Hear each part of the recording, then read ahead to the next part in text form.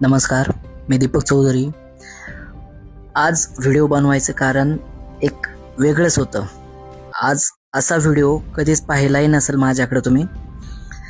आज एका अशा मुलीवरती बोलणार आहे. खूप अभिमान आहे त्या मुलीबद्दल. जी मुलगी आपल्या आंबेगाव तालुक्यातनं मुंबई या ठिकाणी झोपडपट्टीमध्ये राहून आज तिने तिच्या आईवडिलांचं व आपल्या आंबेगाव तालुक्याचं नाव खूप मोठं केलंय. खूप मोठं म्हणजे आज तिने कोण बनेगा करोडपती बिग बींच्या शो मध्ये तिने 50 लाख रुपयाचं बक्षीस मिळवलेलं आहे. खूप अभिमानाची गोष्ट आहे, आनंदाची गोष्ट आहे. आणि तिच्या वडिलांना तिने मुलाचा आधार दिला आहे. त्या मुलीचं नाव आहे रुचिता अरुणा सुरेश आढळराव, म्हणजे आपले आढळराव पाटील. नात्यानं त्यांची पुतणीच.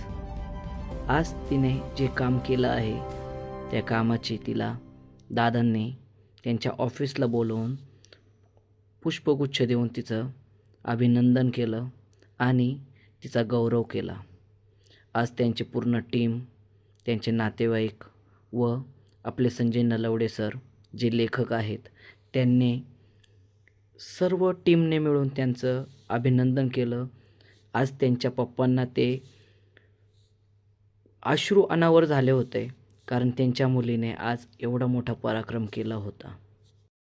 आपले संजय नलवडे सर लेखक, की त्यांना कळालं की आपल्या आंबेगाव तालुक्यातली, आपल्या शेजारच्या तालुक्यातली, संजय सर म्हणजे धोलवडचे आहेत आणि आंबेगाव तालुका म्हणजे आमचा शेजारचाच तालुका.